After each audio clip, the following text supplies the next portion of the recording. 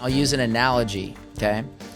If I was the Pope and I want to spread Catholicism, I'm not going to do that very well through just pure, apologetics and proselytization. I'm better off having a Charlemagne conquer the world, or having like the Habsburg dynasty, be the seat of the Holy Roman Empire, okay? And so I run on a very different theory.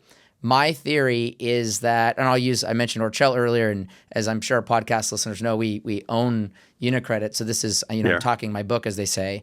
But I personally believe that Orcel is the modern day Charlemagne for the ECB. They're kind of the holy see of banking in a way.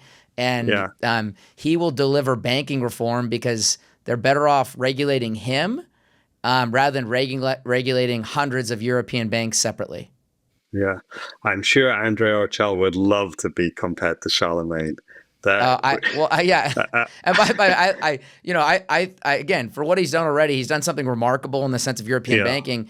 What I also find interesting is people are now copying what he's been doing. Right, everyone seems to be like, oh, we can scale and get bigger through mergers and whatnot. And given the big difference, like you pointed out in the prior era, was they did that at high multiples. These are going on at much lower multiples. And therefore, I would argue from a historical and I'll call it a societal economic perspective, doesn't carry the same risk. So we'll see, to your point, what the outcomes of this are. But at least here's the one thing we can say about him. He's got the best tan of any banker in Europe. Isn't that fair? Yes, he's got a really good tan. He's a charming, charismatic guy. He is. He's super ambitious. The one thing I remember was when he was going to be CEO of Santander, if you remember that moment. Oh, yeah. They hired him and then didn't hire him because I guess he decided after saying he was the guy for them, he wasn't the guy for them anymore. In the interim period when he was CEO in waiting, some of the criticism was like, how can this guy who's a career investment banker run a retail bank, right? Yeah. Which is what Santander is. And he said something along the lines of, no, everybody's got me wrong. I'm just a guy who wants to run a retail bank. I love the daily grind of running a boring old retail bank. I'm paraphrasing, obviously, but that was essentially his message. So then he rocks up at Unicredit, and is he an investment banker making deals all over the place, or a guy running a dull retail bank? I think he's at heart an investment banker, a deal maker. Well, by the way, here's since we're in it, I'll touch on this real quick. And here's the thing I've found really shocking. To your point, the risks he's taking have a certain aggression to them that I agree with you. Only a banker or a person who enjoys risk would do. But I think the one thing that I've been shocked at, and again, this has probably got to be your next book. I mean, like, in all honesty, I think this is going to be a massive 10-year story.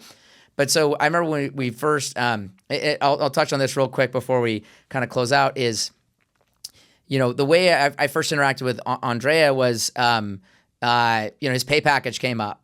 And so, in a classic American way, I called up our PR person and said, let's call the news organizations. I'm really mad about this pay package. And so, sure enough, we talked to some reporters and they said, so we heard you're really unhappy. What are you unhappy about? And I said, well, this pay package doesn't make any sense. They said, oh, please tell us. It was like red meat, right? They're like ready to hear someone get angry. And I said, yeah, it doesn't make any sense. We're paying him so little, we might lose him.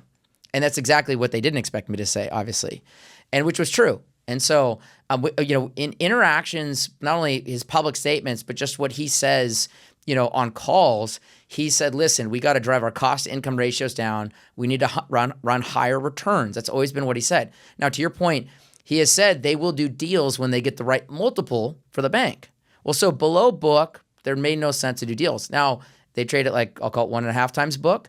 There's other banks they could buy that trade for lower multiples and are, to his cost to income ratio point or return on capital point aren't as profitable.